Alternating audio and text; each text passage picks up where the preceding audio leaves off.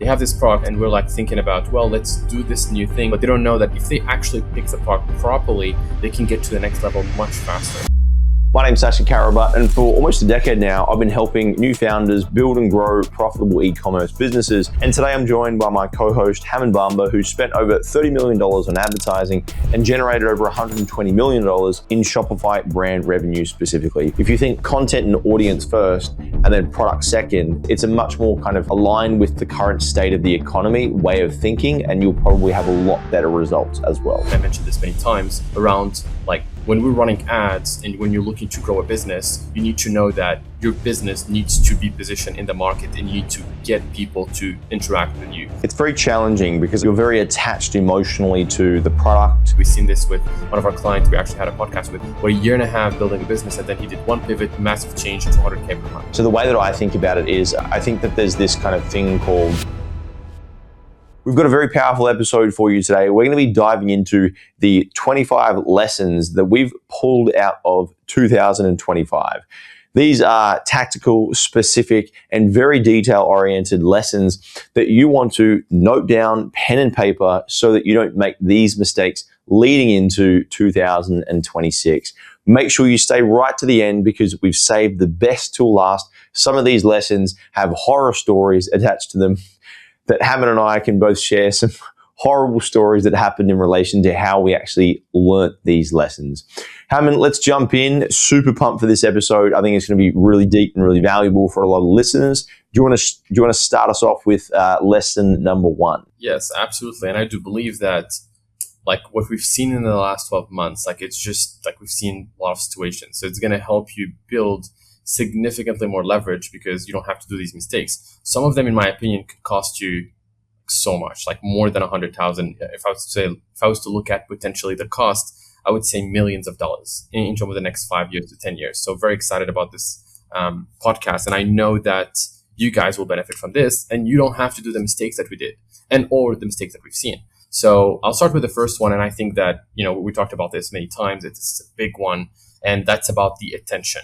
Attention is a real currency. And I mentioned this many times around like when we're running ads and when you're looking to grow a business, you need to know that your business needs to be positioned in the market and you need to get people to interact with you. And it's all about that first 3 seconds. It's very similar to when you meet someone for the first time, the first like minutes, seconds, that would define everything. So I think for me, looking at the last 12 months, one big thing, and we talk about like what's the leverage in an e-commerce store, and we know it's creatives, looking at that, the real currency, like what is the thing? It's the attention. And I'm curious about your views obviously on this, but that's one of the biggest things in terms of, for me, like scaling and potentially mistakes that I did. I think more than anything else, one thing that was very apparent to me recently, I don't know if you saw that Anthony Joshua and Jake Paul fight.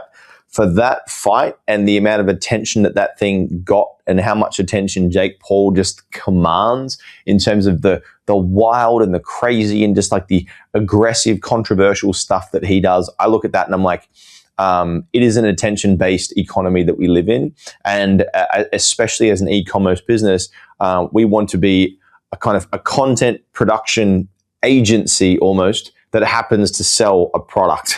Like I think that's, if you can think through that lens as opposed to being like, I've got this good product, I'm going to try and push this product, I'm going to try and sell this product. It's like, if you think content and audience first and then product second, it's a much more kind of aligned with the current state of the economy way of thinking, and you'll probably have a lot better results as well. Yes.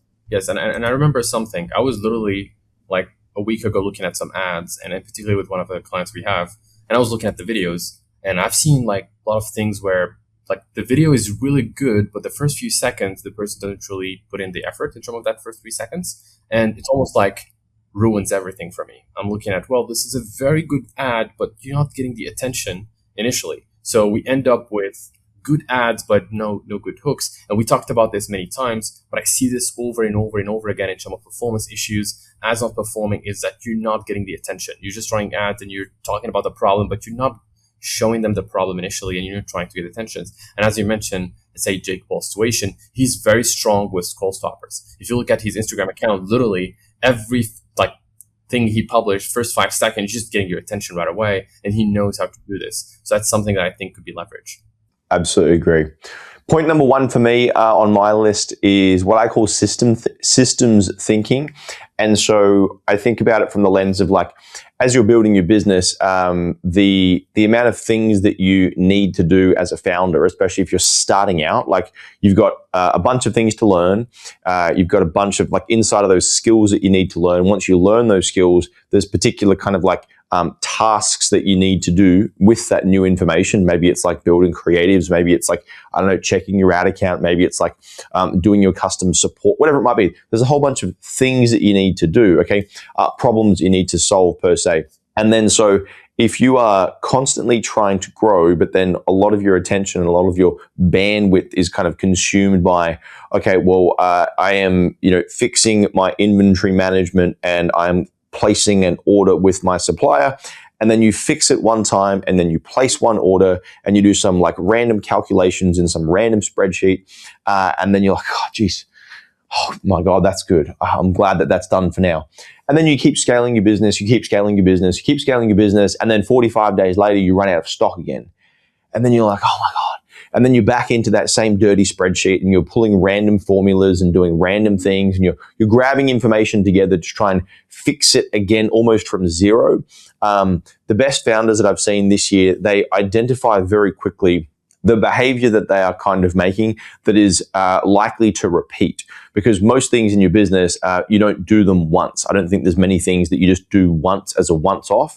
So most things that you do as far as a behavior or a recurring task, they are recurring and they are required to be done over and over and over again. And so the scalability of your business very much comes down to the ability for you to identify, okay, so this is a thing that happened, and not if, but when it happens again, I'm going to have a design system for it to accommodate for the next time it gets done that's better than me doing it myself and doesn't require my attention and bandwidth being placed on like, where is that? Hang on a second. Let me just find that sheet again. Hang on. Where did I get that creator from? How did I read that P&L sheet? It's like, it's a mess every time. And so there is never a shortage of ambition and desire, I find, in entrepreneurs. There's mainly a shortage of their attention being placed on things that actually don't make their company any money at all because they haven't designed clean systems that can actually do the things that are required for the business to run and operate, such that their attention can be placed on things that make the company more money. So systems thinking is, like I said, something that I've found that the best entrepreneurs and the best founders quickly identify.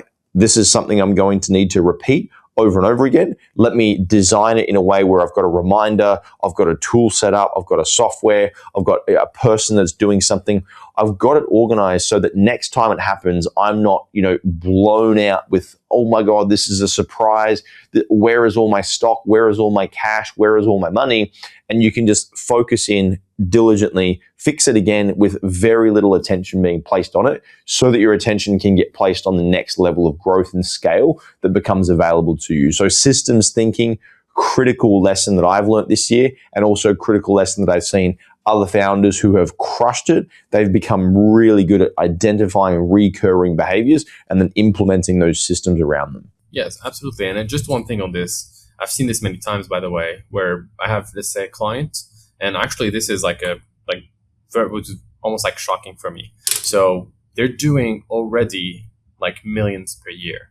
And then I would talk to them and I was like, do you guys like customer service? Like, how is that process going? And they're like, we still do it manually.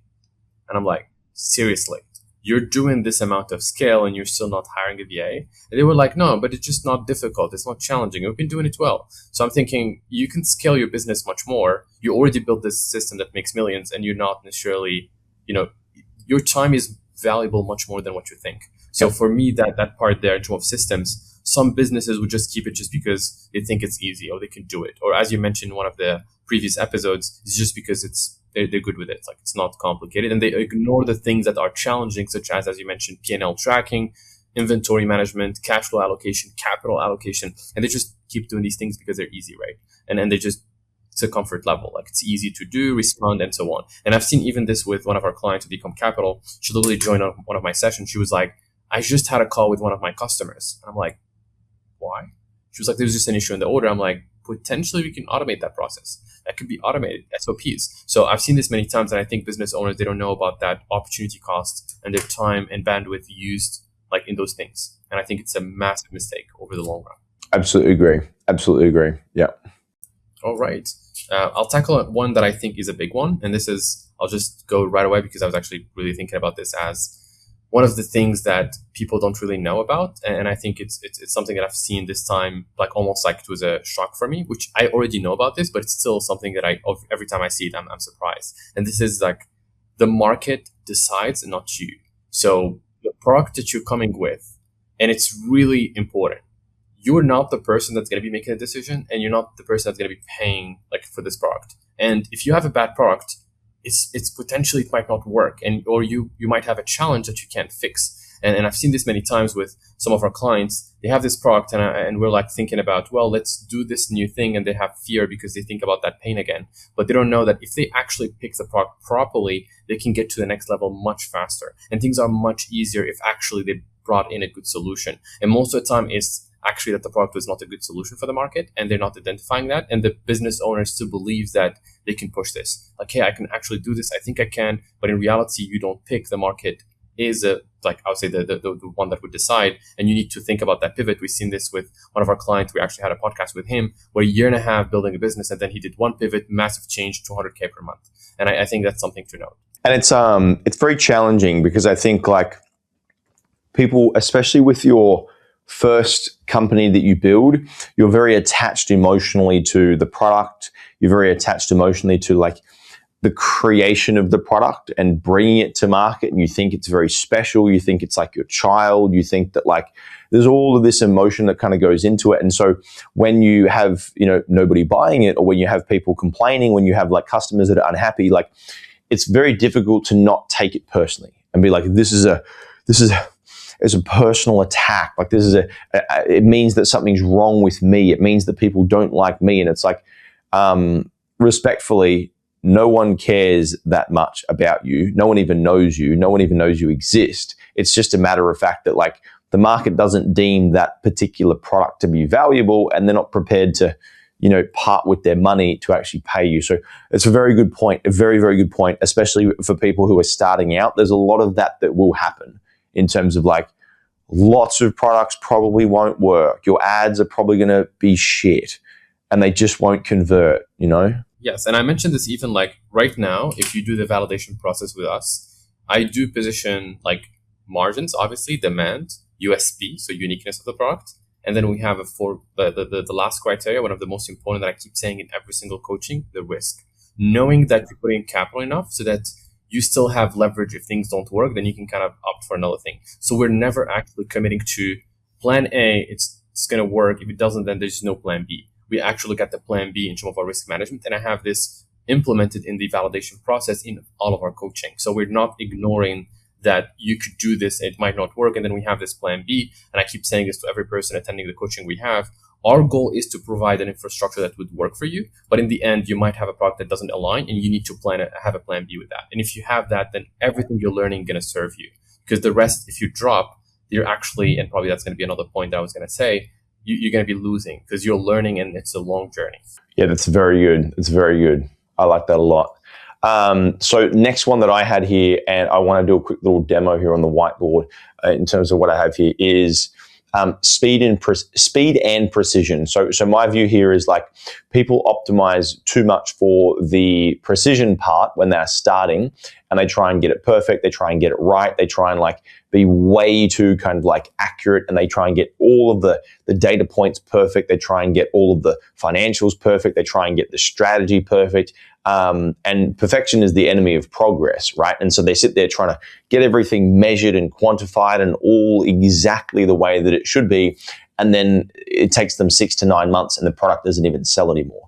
So the way that I think about it is, I think that there's this kind of thing called entrepreneurial kind of instinct. And new entrepreneurs, they don't have it as much because they haven't been in the game as much. More mature entrepreneurs will have more of this like instinct. It's kind of like it develops the more you use it. And I like to think of it being developed through decisions. The way that you develop more of that entrepreneurial instinct is taking bets and taking risks on your future self based on incomplete and unfavorable kind of data. And despite that incomplete, unfavorable data, you still take the bet, you take the risk, because that in and of itself is entrepreneurship, right? And so I like to think of it as speed, then precision. And the way that I think about it in that lens is speed begets precision. So the more speed you take and the more speed you execute on particular things with, over time, the more data you collect, the more precision you begin to have with your decision making. And I think about it like this. It's like you've got you over here, right? With, this is like your starting point, right? You're over here. And then you want to get over to, this side here. And let's say, for example, this side here is the promised land, and you have lots of smiley faces and you're very happy and you're making lots and lots and lots of money over here. 2 times the amount of money, maybe 3 times the amount of money. Wow, it's amazing. And what you think when you look at the journey ahead, you think it's going to be, well, you can see a straight line. You can see like, okay, it's from here to there. Okay, that's it. Now, what I must do is I must plan and prepare and organize. And what happens most of the time is it's kind of like this, like it's fucking chaos, right? And you're going up and down, and it's very volatile, very, very, very volatile. It's never what it seems. They say that hindsight is 20/20, but that's when you're looking back. When you're looking forward, it's like you know the outcome and you know where you want to get to, but you have no idea how many fucking ups and downs you are going to face and how difficult that journey is going to be. And the only benefit that you have as a new founder is speed, because what speed allows you to do is it allows you to offset that anxiety that you're going to feel when you sit there down in the dumps being like, oh, geez, this is very scary. And so the way that I see it is this. What happens is you take massive action, and it needs to be massive, massive action with tons of speed, tons of force, and like brute force, genuinely, right?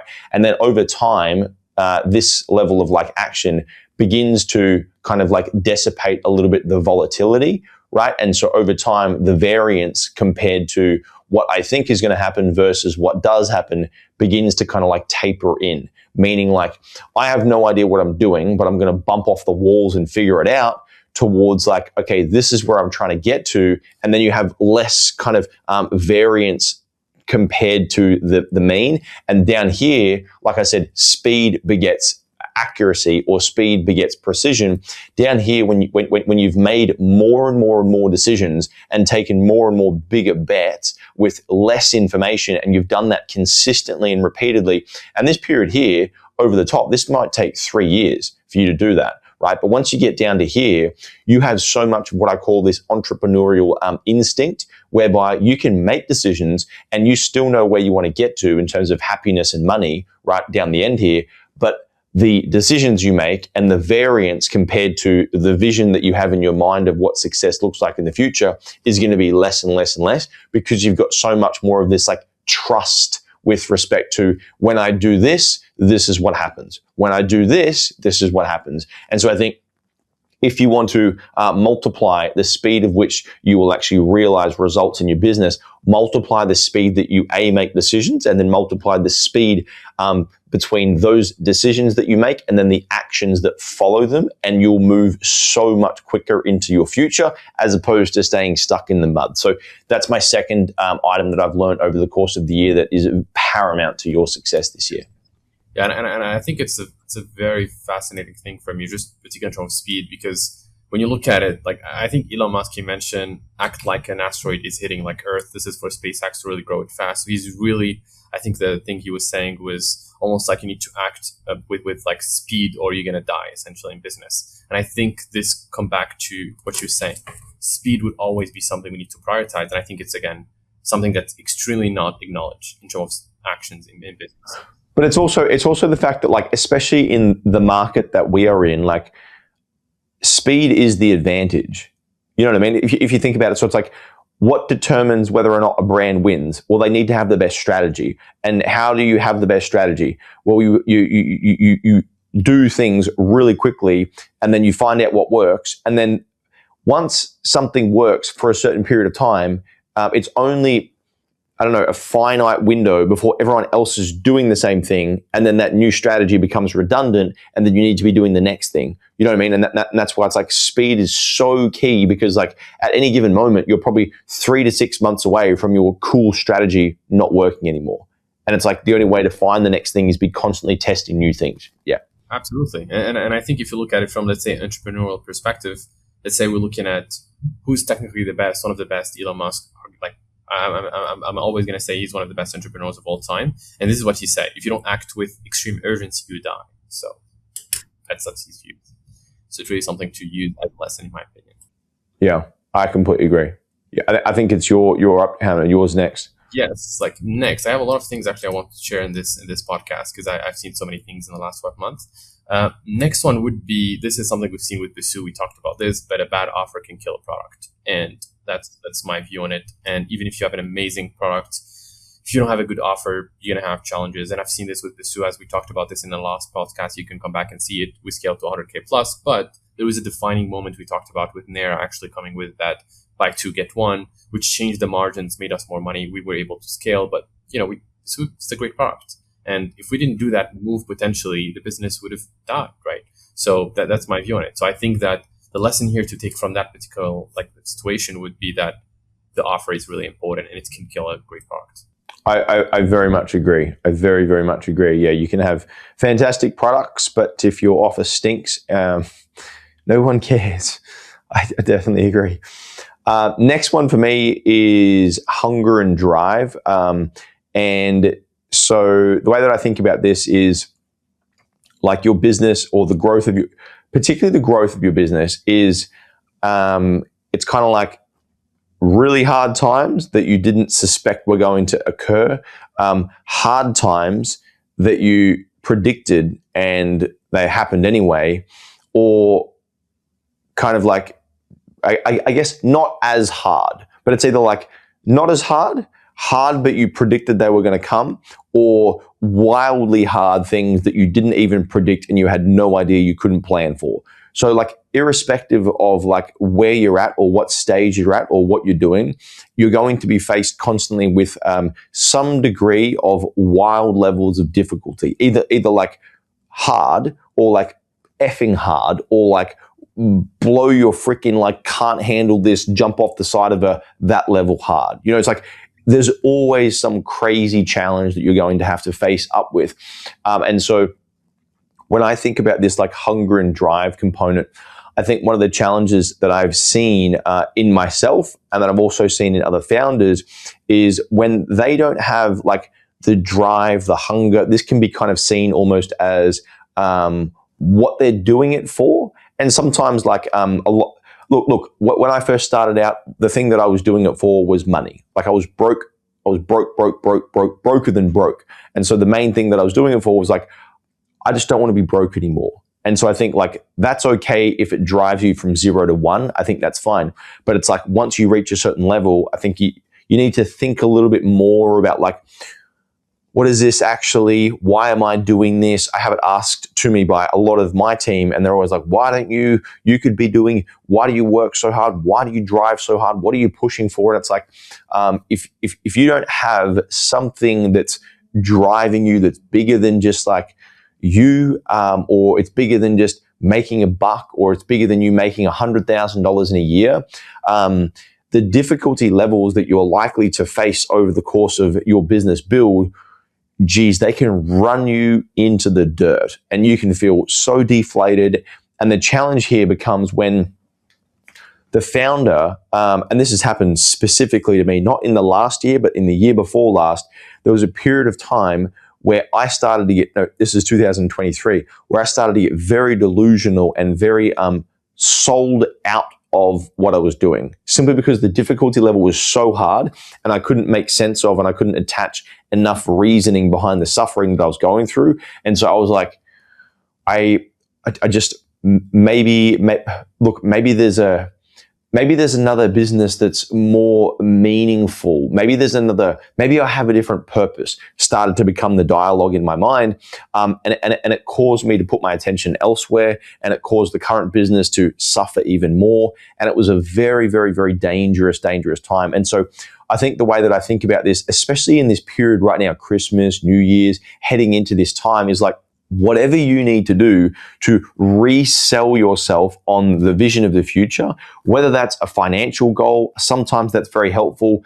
One book that I recommend is 10x is easier than 2x. That book, when I read that for the first time, and it was like, what would 10x your personal income look like? And I was like, whoa, like what? Personal income. No, not your company income. 10x your personal income. What could that do for you?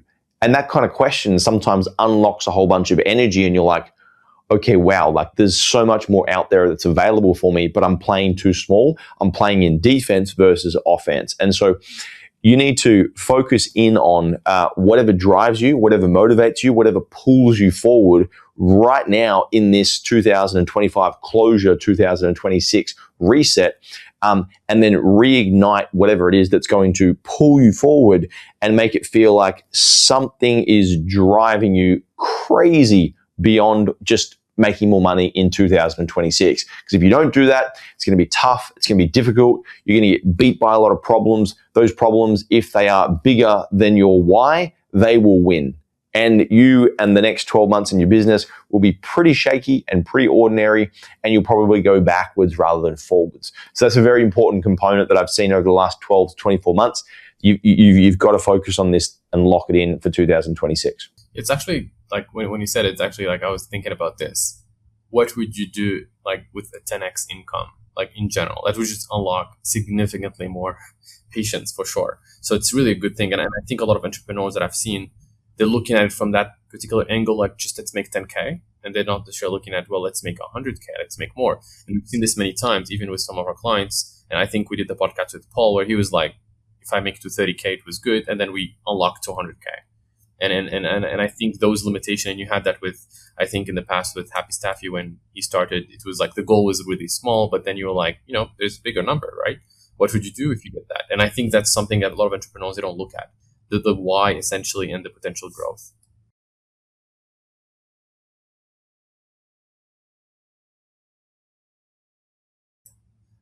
Exciting.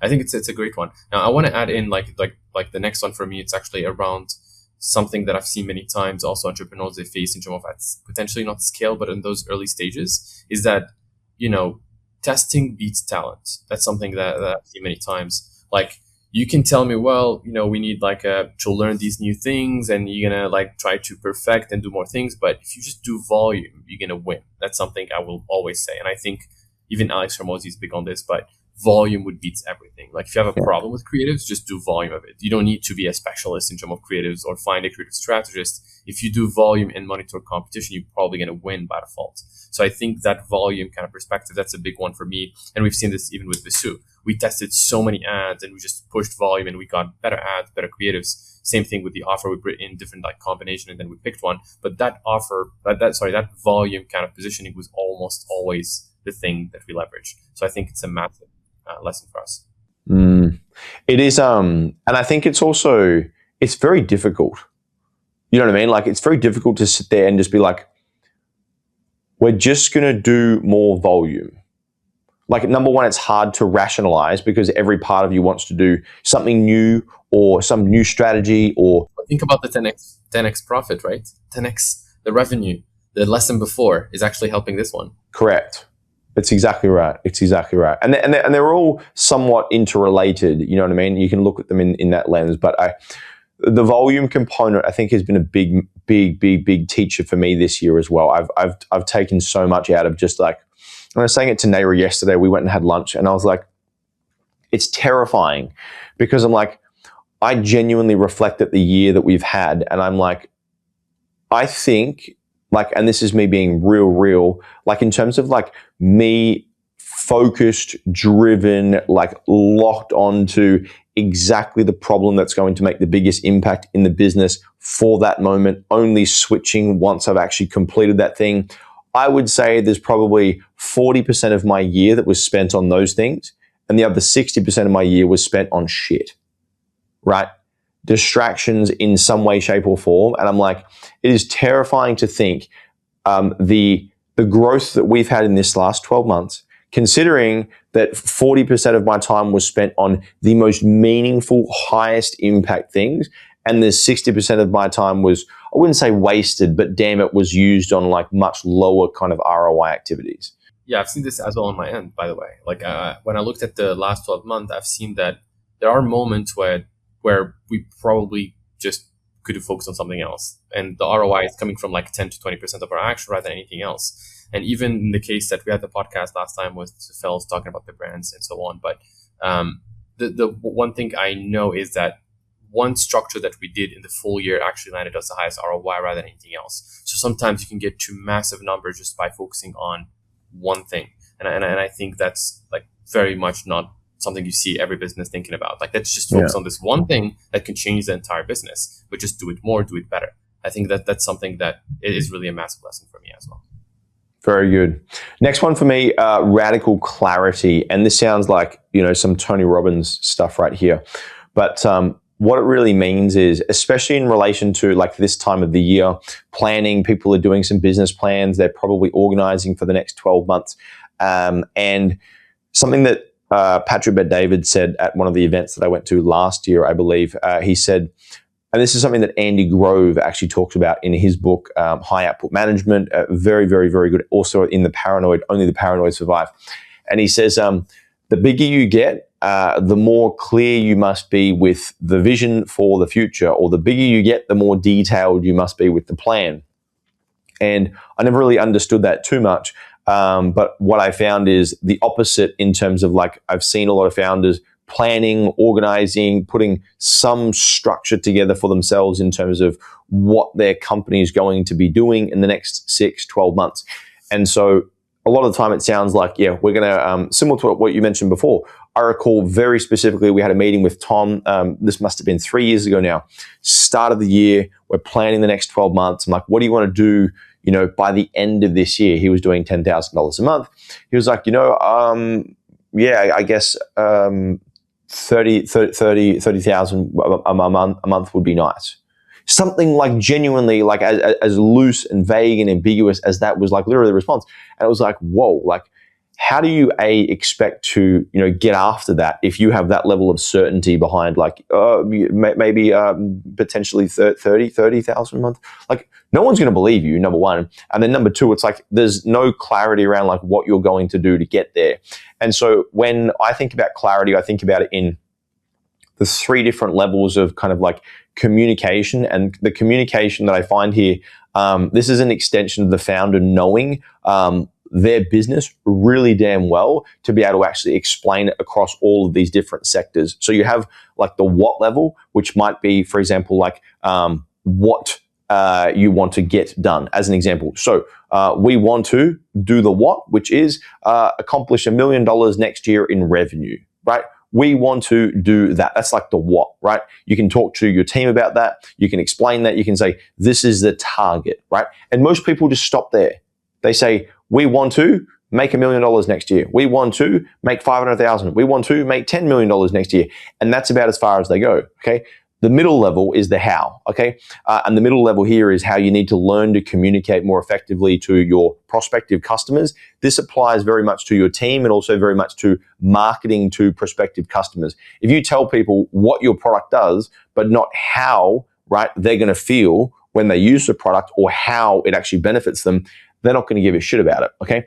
So how level, as it pertains to your business plan, goes, we want to make $1 million next year. We are going to make $1 million next year. How? Okay, so we're going to do it through Meta acquisition as the primary channel. We're going to be selling our hero product. 76% of revenue is going to be generated from this as the primary product. We're going to launch 2 new products over the course of quarter 2 and quarter 3, and we're going to do one more drop in quarter 4 into Black Friday, right? We're also going to achieve, 25% repeat customer rate through our Klaviyo flows, and we're going to integrate new text message marketing system. That becomes the how, right? And the how layer is very important to spend a lot of time on detailing so that your customers, as an example, they know what they can expect as a benefit to get from your product, but then also the people in your team or yourself, as you communicate your plan to them for the future, they can understand, okay, what? That's the target. Anyone and everyone can talk in the what level.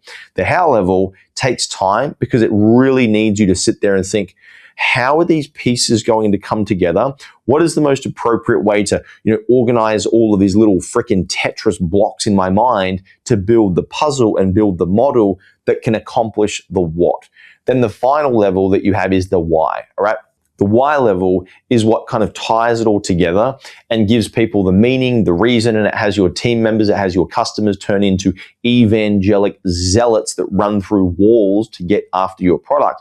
And this is very similar to that story where there's the man standing on the side of the trench and he speaks to one of the workers and he says, "What are you doing, sir?" And he says, "I'm laying blocks." That's the what. And he says, "What are you doing, sir?" to his friend next to him. And he says, "I'm laying blocks to build a wall." That's the how, right? And he says to the third individual, "What are you doing, sir?" And he says, "I'm laying blocks to build the Cathedral of Rome," right? And it's like at each of those levels, you as the founder have an opportunity to communicate at different levels. And so if you think about it, how do you think you would feel if someone just told you to do what level things all the time? Pretty damn boring. No one buys into what. They buy into the why, but they need to understand the how. And in order for them to execute on the how, they need to understand and listen to the what. So it's very important as a founder for you to understand each of these distinctions between each of these levels, and then also have absolute clarity in this end of year planning process. So when you organize your plan for 2026, you're ticking off on what are we doing? How are we doing it? Right? Communicated very effectively and very precisely to your prospective customers and also to your internal team members, as well as yourself, so you can go and execute on it. And then lastly, the why. What is the reason? Why are we going to rally the troops and run for the freaking hills again this 2026 year versus just staying where we are? Very important stuff. And that's an incredibly powerful element that I've learned over the course of this last 12 months. Absolutely. It's insane. I was actually thinking about it as well. If you align these things, like this is very strategic time as well, because you're coming into a new year, you want to build things to scale. Like for me, this is almost like if you use this, you can scale to massive numbers right away. If you really have a clear vision on what you want to do, how you're going to do it, and obviously structure your brand accordingly. It's really amazing. Now, for the next one, I actually have multiple lessons kind of like packed into one. So it's 4, yes. And I think this is for me something that I've seen in terms of media buying. So it's going to be around media buying, and I have 4 lessons that are going to kind of combined together. So I'll start with the first one.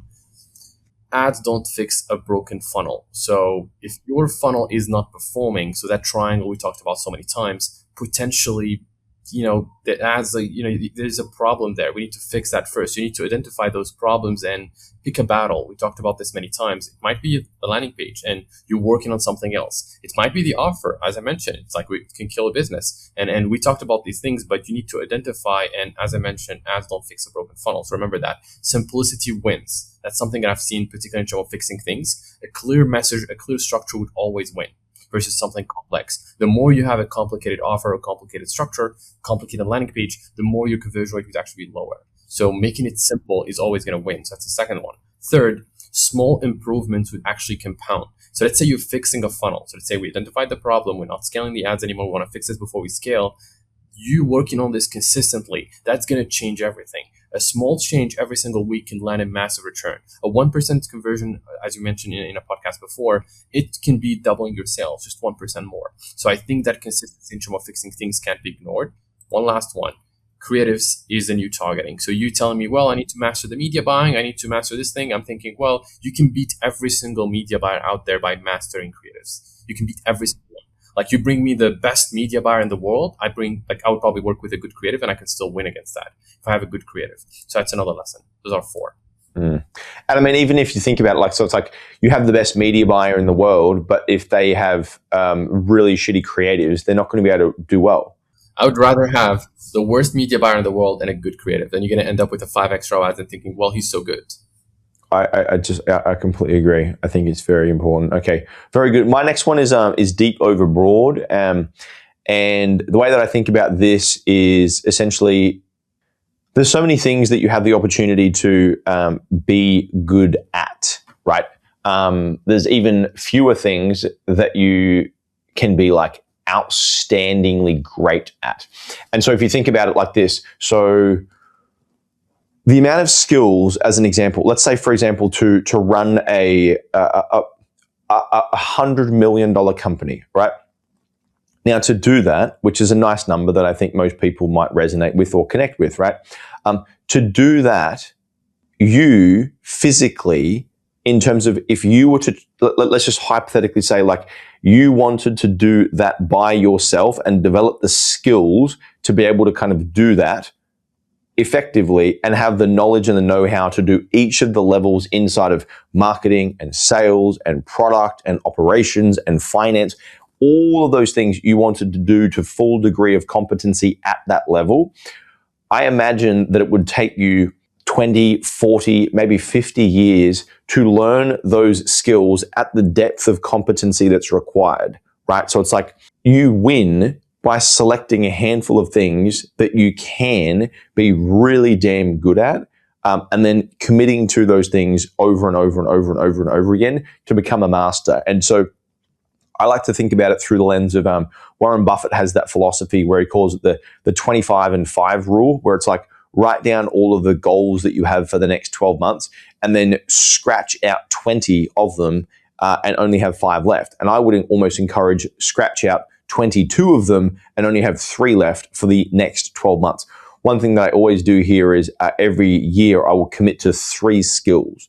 The whole year, I focus on 3 things, 3 like meta level skills: negotiations, finance in relation to budget projections for whatever that might be. It's like really specifically for the whole entire year, I'm just going to focus on 3 things. This year, in the next up and coming 26 season, I'm going to focus on 2 things, even less, because I want to go even deeper.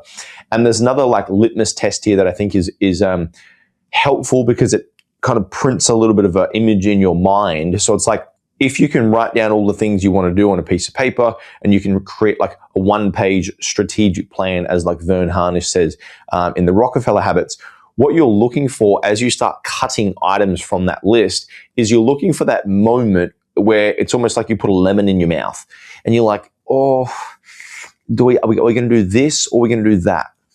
Oh, they're both so good. Oh my God, I don't know what to do.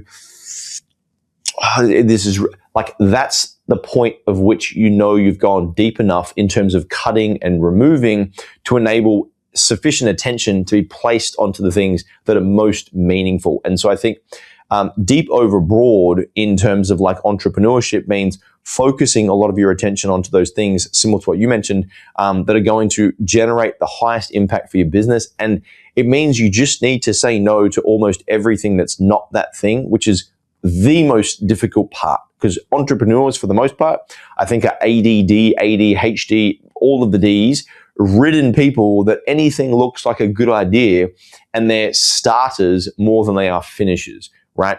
But starters will make you $1 million, finishers will make you 100 million. And if you want to make 100 million, you've got to learn how to finish. Absolutely. And actually, I will tackle something that, like, again, the next lessons, I'll go with 4. Like, I really have a lot of things that are kind of together. So 4 lessons in terms of particularly like a derivative of what you just mentioned.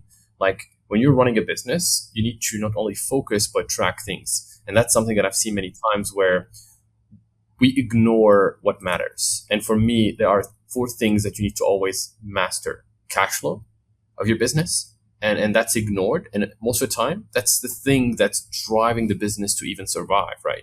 So cash flow, big lesson on, you can look at everything, but if you have a bad cash flow, you're probably going to have issues. And that's the main thing I would analyze, like just like kind of a main thing. Another derivative of that, because as I mentioned, I have 4 of them that are kind of together. Scaling would amplify everything, good and bad. So if you have a business that's not profitable, or it's a not good in terms of cash flow, and you're scaling it up, what would happen? Less cash flow. You're going to have issues. You're going to have a longer wait time. The pain would be bigger. The problems are also bigger. If you're scaling a business at $1,000 loss and you run it to $1 million, you're going to be probably at a 100K loss, right? If it's, say, you're scaling aggressively the business. So the thing to look at is scaling would amplify whatever you have, good or bad. So your goal as a business owner, if I was to really give you a lesson, is to think about, if I have a system that's positive and scalable, let's say it's working, scale it up, that's going to increase your profit. But if you have something that's not working, you're going to scale the problems. And that's the worst thing you can actually do. So that's a lesson. That's second thing from this, term of this batch of lessons. Third one would be, most people, they quit right before it works. And I've seen this as well as part of, you mentioned mastering 2 or 3 things and kind of building a list of 25 and then just like not doing anything but the 4 things that matters or 3 things that matters. Yep. Same thing with business owners coming into a thing and then, they just drop because it's difficult or they're not focusing on the right things. They just do this other business or this other ideas I have or other things that they want to do. That could change everything. And I've seen it many times in the last 12 months where we have clients that just focused on the one thing that they're doing and they don't give up and they get to the next level. And they were actually not getting anything up until the moment where everything happened. So for me, that's a massive lesson to look at is don't ignore that, everything would compound in the end. And even if things are difficult, it might all be like at once, all the success that you expected. It doesn't happen like in a linear format. A little bit like a win, continue. It might be just L's up until the end and you have a massive win. So that's kind of my view on it. Yeah. The last one, revenue is vanity, P&L is reality. So profit is sanity, obviously, and cash is king. But I've seen businesses that are looking and operating and they actually start becoming more obsessed about the P&L as they scale to 100K, which makes sense. They're doing more volume, but those are basic things and you need to track them when you're scaling up. You need to really look at it. It's not just about the 10K. It's not just about the 100K. It's about how much profit you have. And tracking that consistently, aggressively every single week, that should be the goal. That should be how you operate your business. You should not be just trying it and looking at sales and just doing $1 million a month while you're not necessarily making any profit. So that's something that I would really say is a big lesson for business that I've seen scale up, not look at the numbers. And I'm like, please check your P&L. And then they end up not actually making the profit they expected because they didn't really track it, because they were focusing on something else. Those are the lessons for me. I think a point to that as well is like you as the founder need to take complete ownership and responsibility over that, because I feel like sometimes you can look at like whether you have like a finance accountant or whether you have like, someone that's helping you with these things, and it's very easy to be like, or you expect like your media buyer to tell you how much profit you are making, and then they expect you to fill your bank account up with profit. It's like no one's going to sit there and claw the profit into your company except for you, because you are the one that gets paid directly from that. Everyone else is essentially going to try and use the resources in the company to make more money or to complete some task. But it's like it's your role to obsess on that because it is your company. And that's very, very key. Yeah. Now we're at the number 18. Go ahead. Sorry. I'm counting. Number 18. Let's rock and roll. So this one here is what I would kind of like think to be one of the most foundational elements in terms of where any and all kind of like focus and attention needs to go in your problem solving kind of process. And it's like the correct constraint identification. So each and every single business is growing or not growing, not due to the founder's ambition or lack of ambition, but purely due to the founder's ability to allocate the biggest block in the business that's preventing throughput. And that just sounds like a fancy way to say we take product that we buy from China, as an example, we spend ad spend to get attention, to buy product, and then the product goes through some steps in a system to come out the other end and have profit or no profit. And that's really all it is, okay? And every single company is fundamentally blocked or constrained at a high level by either not enough demand, I can't get enough attention and eyeballs to my business at a sufficient cost to be able to actually make a profit, or alternatively, I have way too many customers and I just cannot fulfill on the services or the products that I'm trying to sell, and I simply cannot supply enough goods in time for people because they're just trying to buy as much as they physically can. And so it's like those are the primary or fundamental kind of like constraints, and everything else that you do in your business that is not identifying what the block is or what the constraint is noise, like it ultimately is. And most of the time, the thing that the constraint is the thing that you are avoiding. It's the thing that you don't want to put your attention on because it's difficult. It's the thing that involves doing 4 times the amount of creatives per week over and over and over again. It's the thing that involves like sitting there in your, like, I don't know, cash flow forecast, entering all your numbers, obsessing back into your bank account, finding all the particular metrics, plotting that back. It's the dirty, boring work, right? That without that work being done, you continue to chase distractions and do little things that seem to make you feel good, kind of like the mental masturbation over the course of your day, week, month, year, until come the end of the year and you're like, yeah, what happened? I'm not sure. It was just a crazy year with lots of busyness, very little output. And so the correct identification of the constraint in your business is the most valuable thing that you can deploy all of your attention onto. Now, the way that I always think about this is like, if we were to double the business tomorrow, what would break? Very easy to be like, okay, so that would break immediately. Okay, well, that would break. If we were to stop selling tomorrow entirely, what would break?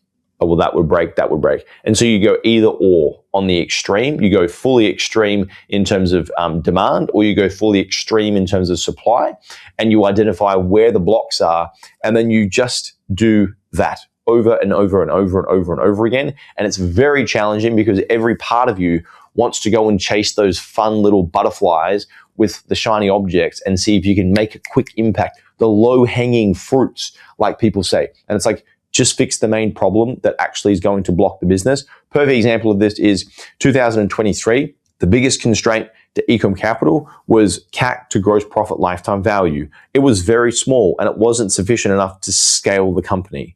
All of my attention went onto that thing. Nothing else was focused on for more than like 5-6 months, just that one thing. Introduced a new product, introduced higher CAC to gross profit lifetime value. Once that problem was solved, the company 10x'd in less than 12 months. So like 1,000% growth in less than 12 months because the right problem was solved for. And you have the same opportunity and the same availability to solve and have that kind of growth if you solve the right thing. Constraint identification, critical pathway for your success next year. All right. And I actually have like 3 elements here that I remembered that I will put these together, as well as lesson that I learned. These are problems that I've seen that businesses would face, and potentially they might be like almost like massive problems if not prepared for well. So I'll kind of like position these 3 things together. They're not necessarily in the same category, but they're lessons that I've seen are as like problems that could change the entirety of your business if you don't look at them. The first one would be making sure that you have ad account backups. And I've seen this many times with one of our clients, like some of our clients actually having issues with ad account. They don't have backups, and then they end up with issues with their business. One of them, we had a podcast. He literally was doing 10, 20K, and then we had to pause everything. We launched again, very painful structure because we have backups. And that's something that I've seen many times as, you just run the thing and you don't look at the backups. And it's another thing that you need to be preparing for. And you mentioned this in the past in 12 lessons, knowing all the potentials and kind of treating them versus just being like reactive to those problems. Another one would be, this is something I've seen as well. You think about the ad account initially and everything as perfect, and it's not an environment of perfection. So attribution is actually broken. And I've seen this many times where businesses would come in and they're not looking at the blended performance. They're not looking at potentially meta even being wrong. And right now we're in a time where clicks are coming into so many directions that attribution is not necessarily perfect. And you need to accept that. And I've seen many times, again, business owners making decisions completely illogical, not looking at the fact that the ad account is not accurate. And it's almost like there's just the ad account, but there's not just the ad account. There are the blended sales, the touch point, the ads that you see with one ROAS might be 5. And then that could change everything. So that's something that I've seen many times as another thing that could be a problem, or if you don't look at it from a right perspective, you can just scale the wrong thing. A third one would be payment processors can kill a business overnight. So this is something that I learned in the past, and I've seen this in a case with one of my clients. Essentially, PayPal bans and just holds of money, and then we can't do anything. We're just like done within one click. And then that's something you need to be prepared for. Potentially, I mentioned this to one of our clients with Ecom Capital scaling up, and he received some messages around from PayPal about verification. And I was literally take the money out of PayPal, make sure you control your cash flow. Don't rely just on having everything in there and making sure that you have those backups. So those are 3 things that I think are very valuable lesson that I learned. And I don't want you guys to, get into business, focus on everything, and then just having those 3 issues and you're done. The incomplete data in the ad account, that's waiting for the perfect attribution or waiting for perfect data before you make decisions is like very dangerous, very, very dangerous. So I think that's a particular one that I wanted to highlight as part of that. That's very good, very, very good. So my next one here is that capital allocation against like payback cycle. Essentially all this means is your business will run out of money if you don't put the money that you have in your bank account into the right areas that have the highest probability of the highest ROI in the shortest amount of time. That's all it is, right? You've got a certain amount of cash that you hold in your account, and every single day you go to market and you take that money and you invest it into the market via Facebook ads, via product development, via hiring people, via whatever the other initiatives that you might invest money into, with the hope that that money is going to make its way back into your bank account with a higher degree of ROI than it did when it left. And it's also going to do it in a time frame that's not going to be 2 years, 3 years, 4 years. And so what you want to do is you want to offset the risk as much as possible in your business by investing the cash that you have in your bank account into things that have highest degree of confidence to return in the shortest amount of time directly back into your bank account. And the model, or I guess the litmus test that you want to look through this lens is, if you think about Facebook ads as an example, Facebook ads have on average with most e-commerce brands somewhere in the ranges of 4 days to probably 14 days in terms of first click to conversion, somewhere in that vicinity. And so what that really means is I can spend $1 on day one, and on average, let's call it 10 days later, I'm going to get back whatever your average ROI is. Let's call it $3 as an example. Prove to me that wherever else you're putting your money, as far as product development, team development, I'm not sure, branding, maybe buying some fancy t-shirts like this one for your team. It's prove to me that putting money into those areas is a better ROI with higher confidence in less time than Facebook ads. And if you can't do that, then put more money into Facebook ads over and over and over again until the point that you have so much extra cash left over, right, sitting in surplus, that then you can go and start doing the branding activities. You can go and run some community events and things of that nature. But that's my mindset towards capital allocation against the payback cycle. Reduce the amount of payback cycles that are long into the future, because you will just go broke. Your company will run out of money if you're doing more of those things versus putting more money into short payback cycle items. All right. It's actually a big one. I've seen many times business owners coming in and be like, I want to do something else. I want to do something new. I want to do another thing. And I'm like, that's not probably a good capital allocation. Now, number 23 for me, it's going to be about, founders that don't know about their break even should pause the ads. They're very dangerous. So if you don't know your break even, you don't know your target ROAS, we're essentially we're not really positioned to run ads. And I would highly encourage you to look at your break even and look at your numbers, because if you don't know that, then you're running ads and you're essentially doing nothing. You're just wasting time because you don't know even your targets. It's like you come to the game and you're like, what are the rules? I don't know. And what is your goal? I don't know. And then I want to make money, but you don't know actually your break even. So it's really something that I've seen many times. A business owner would come in and I would ask them, what's your break even? You don't know. And I'm like, why are we running ads if you don't know your break even? You need to really look at the numbers and come back to that. So that's for me a level of, I would say, risk and danger that a lot of business owners don't sometimes even think about. Your break even is also different than what you think. It might not be the break even you did initially. It might be a break even that's different if you analyze the other costs you have, operations, cost of, let's say, media buying. All of these things, they would be factored in. So that's something that I've seen as a big lesson. I find it interesting because a lot of people start business because they want to make money. And so it's like, how do you make money? Well, money is an extension of numbers that you spend and numbers that you get back after spending. You know what I mean? And so it's like, but then people go, I'm not very good with numbers, but I want to make money. I'm like, how do those two go hand in hand? We need to solve one before the other. That's a very good point. The second last point here, the third last point here for me is obsession. And the way that I think about this is, so Michael Phelps was one of the greatest swimming athletes of all time. And so when he was training, for those of you that don't, do heaps of swimming, I don't do any swimming, but swimming is one of the sports in the world that has the fastest regression to the mean. And so what that means is you can progress and you can progress. It's like when you go to the gym and you get stronger and stronger and stronger, and then you have a week off. Like, you will lose some strength, you will lose some muscle. Your body will, just reduce the muscle mass back down to baseline, right? It will just go back to the least amount of kind of like energy output that your body would need to burn energy every single day. So swimming, in a similar sense, it's a very difficult sport. Humans weren't designed to be in pools. Humans weren't designed to swim. We're kind of these weird, awkward creatures that walk around on two legs and make weird gestures with our hands and stuff like that.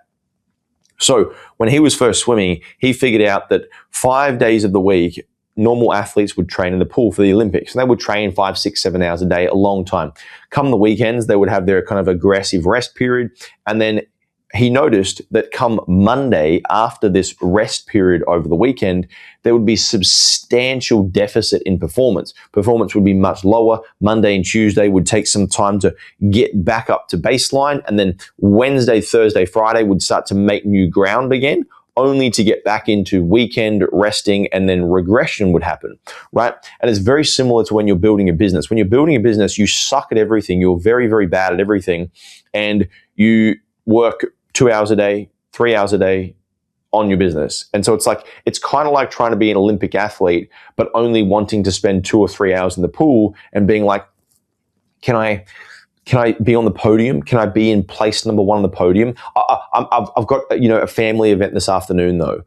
My friends invited me to come to a birthday, so I want to be an Olympic athlete, but I want to go to this birthday first, and I'm just going to have this shitty food, and then I'm going to eat this other ice cream. I'm going to have some alcohol, but I want to still be on the podium. And so it's like, obsession means that you spend more time doing the thing in terms of building your business, if that is your goal, than anything else. Because if you want to win and win at the level that like most people never can, you've got to do the things just like Michael Phelps did.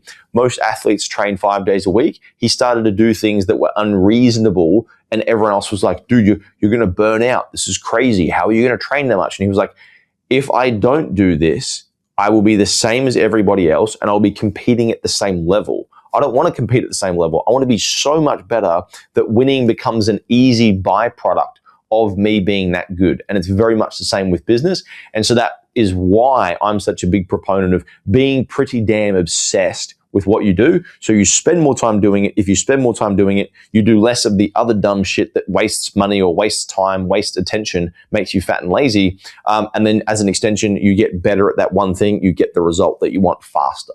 That's my view of obsession. All right, big one. Now, number 25, I actually believe we have like the 25 on 2 levels. I'll start with the first one, and I think you can complete it with your point because I think they're complementary. So the first thing would be, for me, the last one that I would say it's really important. I've seen entrepreneurs, they work emotionally, not logically. And then obviously, it's very challenging building a business and doing the actions and consistently kind of sustaining time, right? So you start your business and everything is exciting, that first sale. But then you need to keep working and you don't make money. And I know it's challenging, but that logic of, you know what to do, you need to do it, but you're not doing it. That's a problem. So working logically would beat everything. You wake up, you do your work because it needs to be done. Not you wake up, you feel like, oh, it's a good day. Let's just, do something else. Or today is difficult because it's raining. I don't think I should work. Those things would affect your business significantly. So that gap in terms of logic versus, emotions when you're working. That's something that I've seen, and I think it's a big lesson for every business owners. I've seen it many times. Just this week, what did we do? Nothing. Why? Because something happened. I'm like, if we worked logically, that would probably not happen. And your competition is not necessarily going to be waiting for you to become kind of have that logic, essentially. So that's something that I would put in as a big lesson. I completely agree. I say it all the time, where it's like, the inputs as far as behavior goes should remain the same, irrespective of you having a good week or a bad week. You should continue to do the same thing regardless on what happens in your environment or great sales, bad sales. It's like, I'm going to still work 60 hours a week and I'm going to do this many creatives. I'm going to produce this much output in my company. It's very, very, very important. It's a very, very important thing. Similar to the last one for me, pain tolerance, right?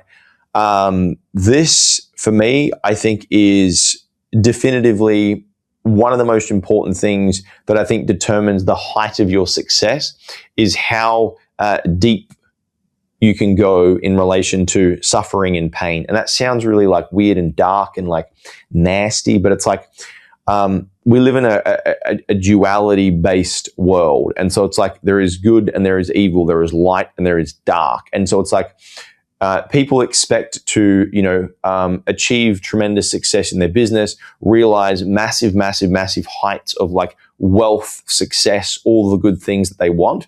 But it's similar to that drawing that I put on the whiteboard before. It's like you cannot reach that level of height and you can't win at that level unless you've kind of like experienced a certain degree of like pain and suffering and tolerance in terms of like solving the necessary problem that's required to get you up to that level. Like I said before, business is a series of problems or hardships that are like, reasonably hard, really effing hard, and like, oh my God, I'm going to freaking like jump off something hard. Like, it is constant difficulty all the freaking time. And so if your pain tolerance, I said this way back when I was first starting my business, I was like, look, if you can endure more pain than anyone else, then you'll just win, because everyone else will just quit and they won't be able to kind of withstand the difficulty levels that you will. And you'll just be there kind of like, I don't know, shaking and just like, oh, I'm still here, I'm still holding on. And you'll just win by default almost. It's like that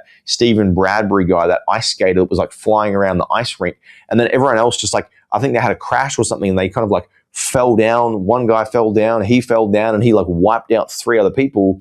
And he was coming last in the race, and he happened to just come first and win the Olympics. A lot of Olympic sport references in this podcast. And he happened to win just because he was still going at the end. He wasn't the fastest, he wasn't the best, but he was just persistent in terms of just continuing to drive forward. And so I think that pain tolerance comes down to, I think for a lot of the success that I've had is like willing to not quit. I look back and I'm like, dude, like you've done some crazy dumb shit and you've withstanded a lot of difficulty. A lot of people were saying to me that you should quit, you should tap out. Why are you still going? Why are you still, this is insane. And it's like, if you just continue, the results that you want will eventually come. So pain tolerance, I think, is a tremendously powerful element. And I think if you can work on that, if you can kind of expose yourself to more difficulty and not necessarily associate pain with something is wrong with you or something is wrong with your business, but pain is just a sign that you're experiencing something that you haven't experienced before in terms of difficulty or growth. That's all it is. And if you want to grow really, really quickly, you're going to experience more uncharted territory. And so there's a very real thought there that goes, if I'm going to grow rapidly, it means I'm going to be exposed to a lot of things I haven't done before. If I'm going to be exposed to a lot of things I haven't done before, I'm not going to have experience, which means I'm going to experience a lot of pain going through that. And that's it. If you want to stay at the same level and just remain comfortable, then you probably won't experience much pain, right? If you're going to grow really quick, it's going to be damn tough, damn tough. So that's my last component there. Be okay with the pain. Don't necessarily attach or associate bad things to pain. It just means you're growing is really the best way to think about it. All right. Ending with pain and consistency and logic and working. That's a big lesson. And I think every business owner, as you mentioned, if they actually do that, consistently work regardless of the pain, they're going to win. And that's a big one. Oh yeah, absolutely. Very good. So look, if you've enjoyed this episode and you've got some value out of these things, like Hamen mentioned at the start, and I'll mention it again, these lessons aren't things that, just spun up randomly and happen to think about and happen to sound good on camera. They are very real things that either I've experienced or he's experienced or we've observed and experienced amongst our clients, thousands of clients that have grown different businesses in different sectors, and some had varying degrees of success, some very successful, some not as successful, either because they have followed in the direction of some of these lessons that we've shared, or they've potentially ignored some of these lessons that we've just shared here today. So use these as you will over the course of this next several weeks leading into the start of 2026. This is your opportunity to pull apart all of the things that happened in 2025, remove all of the things that didn't work, and look to multiply or do more things of the things that did work. And Hamen says this all the time, where he says something along the lines of, the reason that we share this stuff is so that you don't have to make the same mistakes as we did. Because, oh my God, if I could make a fraction less mistakes than I have in my past, in the future, like I would pay any amount of money to have that experience, to not go through the same suffering. And you have the very opportunity to do that by listening to this episode, but not just by listening, by implementing and doing. So grab the things that are most relevant to you, install them into your business, make rules, and make very clear the fact that this is how we operate. We track our numbers. We know our break-even ROAS. We're consistent, irrespective of what happens. You know the list. Go back and rewatch the episode if you want to listen to this one more time. I highly recommend you repeat this over and over and over again, because we need to be reminded more than we need to be taught. Hamen, very, very, very powerful episode. Great session. I've got a lot of value out of this myself by sharing these things. I feel like I'm on a bit of a therapy session here. It's been very, very helpful for me. And I'm excited to see what comes out of the next 2026 year. And God knows the list we're going to create together at the end of the next year ahead. Yes, it's going to be a bigger list for sure. And it's also, as I mentioned every time, we're learning. Like you should always think about it as a journey. And every time there's another level, new problems. And we're going to do the same thing. Absolutely. Very good. Team, have a fantastic year ahead. And we will see you back here on the next episode.